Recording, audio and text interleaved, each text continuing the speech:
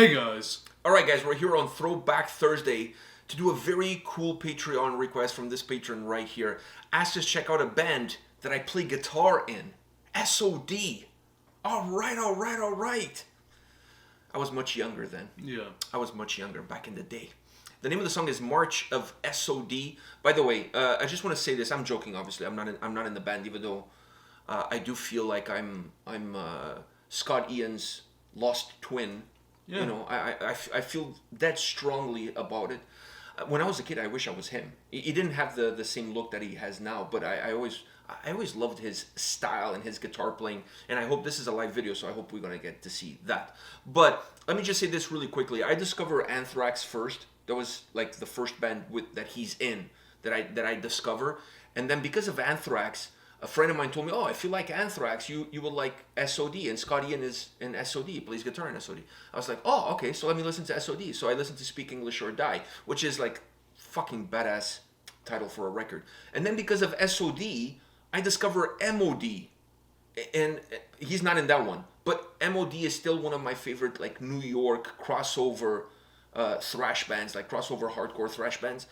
Man, I love all of their records. I huge fan of those guys, huge fan of that sound. So I became in love because of Anthrax, S.O.D. and M.O.D. I became in love with that New York hardcore scene, hardcore sound. Then I went into other bands like Agnostic Front. There's also and all another that. reason why we're doing this. Oh, because of my other video of me dancing around with the guitar? Yeah. He came home and he's like, I have a perfect idea. It's going to take like 2 seconds, which it did. It did. First take. One take. Yeah. It took one take. I'm surprised you didn't drop the guitar. No, I'm a pro. I've been doing this since 1986. Yeah, All right. He's you from a different universe. Exactly. If it's the Men in the High Castle That's thing, what I he's was me. going for. Yeah, he's me in another universe. Exactly.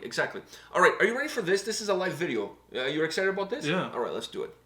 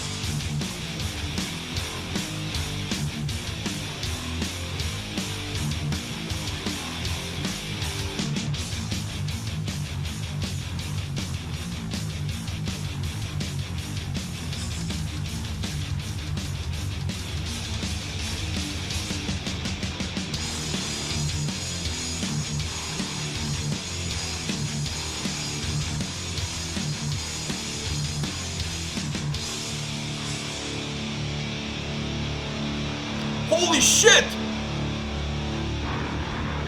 Oh, he's not gonna jump. I thought he was gonna jump.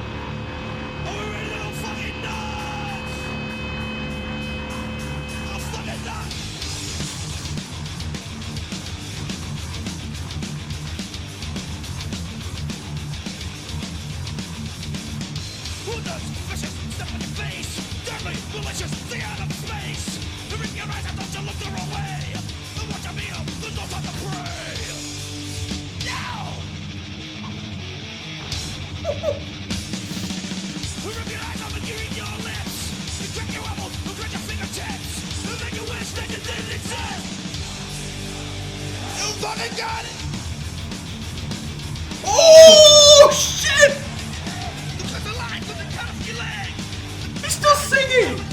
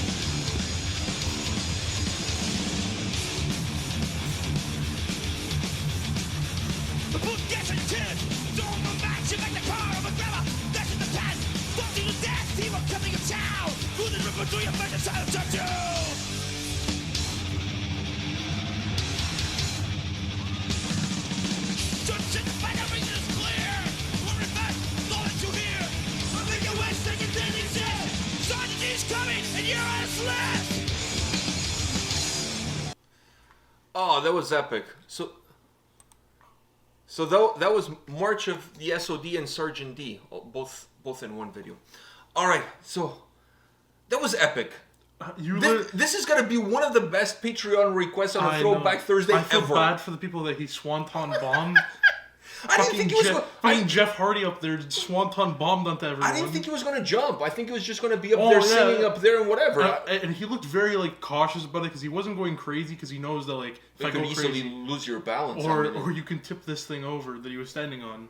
And no, he's like, I'm still swanton bombing onto everyone. And then someone was grabbing him and he hit them with the mic. And you can hear it. Yeah, you can hear the thumps of the mic in some dude's head. Wow, what a performance! Wow, what a performance, man! Like seriously, I wonder if this was in New York. Probably. It might have been. It might have been. Oh man, I'm telling you that whole New York scene when I was a kid growing up in Portugal. It's like, you know, you always dream of one day going to New York or visiting New York. Like, there's this, I don't know now, right? Like, I've been to New York now. Like, we've been to New York. So it's kind of weird now. But growing up in Portugal as a kid, a teenager in the late 80s, early 90s, there was some allure about New York, the music scene. This still is. But New York has always had that allure to it. A lot of things happen in New York.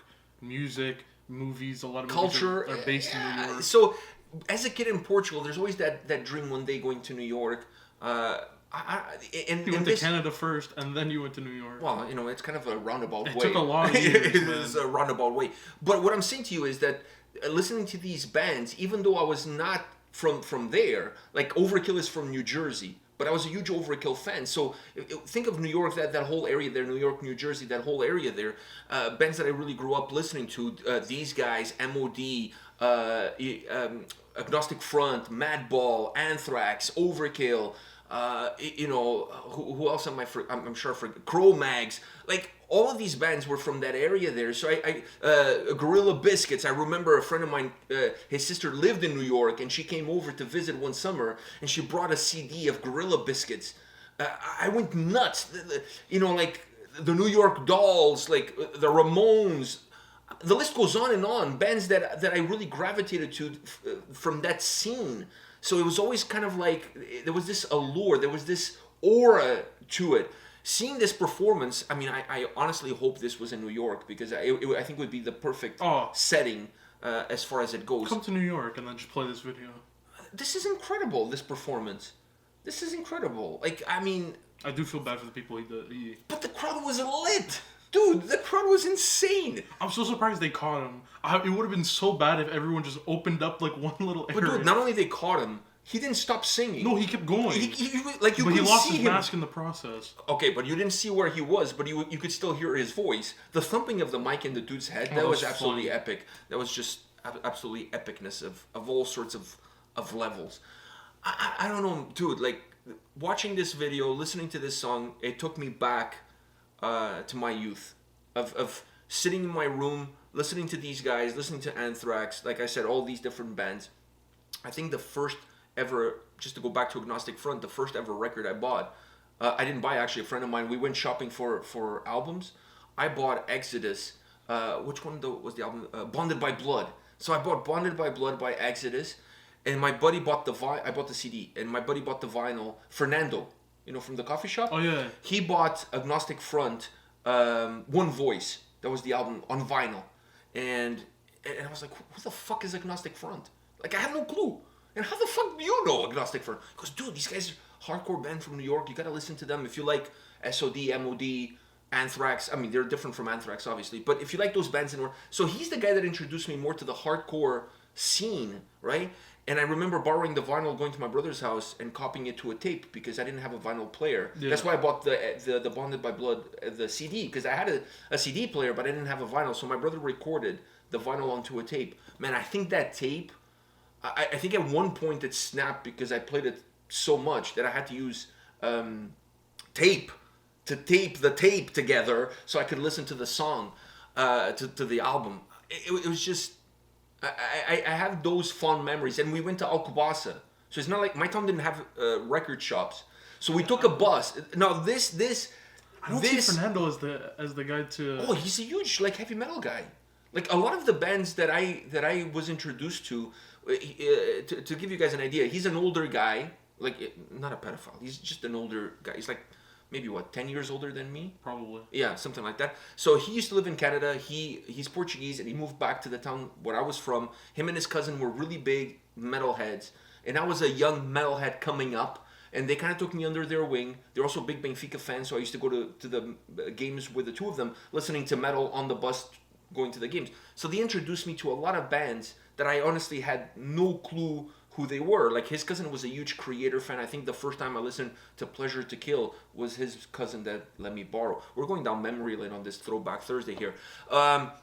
So these stories to me, this is how it was to be a metalhead in the late 80s, early 90s in a small town in Portugal. We didn't have a record shop. There was no internet. There was nothing like that. It was word of mouth, mixtapes that you would get from your friends, that kind of stuff. And I remember the closest music store was in Alcobaça, which is like, 30 minutes drive, something like that? Minutes, yeah. And we took a public transit bus all the way there just to go shop for vinyls and records and that kind of stuff. And I remember I still have the Bonded by Blood, the Exodus album. I bought it there, the CD. I remember like if it was today. And he picked up the Agnostic Front vinyl. His cousin, what did his cousin pick up? Oh, I think his cousin went with something more classy. He picked up an album. I think it was Boston he picked up. I think it was Boston that he picked up. It was like, Boston? What the fuck is Boston? It's like, dude, this is more classic. So like, because the thing about them is that they didn't just listen to one genre. Yeah. They listened to a whole platitude of stuff. They listened to classic rock. Like they're like us. I mean, they're the reason. These two dudes are the reason why my minded. 100%. The reason why I have such an eclectic taste when it comes to metal, when it comes to music in general, is because of them. These guys would listen to Boston. They would listen to Journey. They would listen to Scorpions, right? They would listen to Cinderella. Then they would listen to The Doors.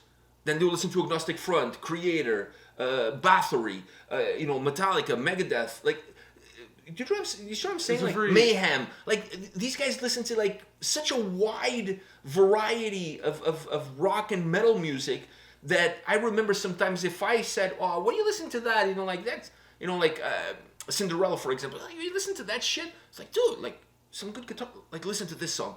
And they always told me, like, don't be closed-minded. Yeah, you can't go into a genre thinking of another genre. And don't think just because you don't like one band that has a similar style or similar... Don't think just because you don't like that band, you're not going to like this band. Every band is different. Every band is different. Listen to it. Make an educated decision on what do you like or you don't like. Deep Purple, for example. I had never heard Deep Purple. They're the ones that introduced me to Deep Purple. So Black Sabbath, same thing. Ozzy, same thing. So I owe a lot to these two dudes because they were not the kind of guys that just listen to thrash or just listen to death metal or just listen to black metal. They listen to like everything from the 60s all the way to the era that we were in, right? So they really opened my eyes to music in general and that you shouldn't really reserve yourself to just one genre, one style, or one thing. Listen to everything. And listen to all the bands. And then if you don't like it, you don't like it, you move on. But don't assume that you're not going to like something just because of the genre or this or that or whatever. So I owe a lot to them because they really opened my mind to music, to metal in general. And that you could vibe. They were also really big into Slayer. So they really taught me that you could absolutely bang your head to South of Heaven 1 minute and the next minute listen to Boston and still enjoy that track and just vibe to that and enjoy that, or listen to The Doors, whatever the case might be. So they were really the reason why I have such an eclectic taste when it comes to heavy music in general. All right. Oh, this was cool. This is a good throwback Thursday. Yeah, I feel really good about this. I feel like I feel a little bit younger. I mean, the video is epic. Oh, the stomping that you did. Not as good. Not as good as him. Not as good as... He had more room. Exactly. He had more room. We didn't have enough room. Yeah, and he created the stomp. I was just imitating. He's the creator. He's the originator. I'm just the imitation. I'm just the cheap imitation. I'm the cheap Scotty and knockoff. On that note, I feel like I need some meatloaf. Maybe we should go have some meatloaf. You didn't get that joke, did you? No, I didn't get the joke. Yeah, Scotty is married to Meatloaf's daughter. Oh, really? Yeah, It kind of ruins the joke now that I had to explain you the joke. I didn't know what it was, so you explaining the joke to me makes me understand what you were saying. Yeah. All right. On that note, guys, come back tomorrow. See ya. See ya.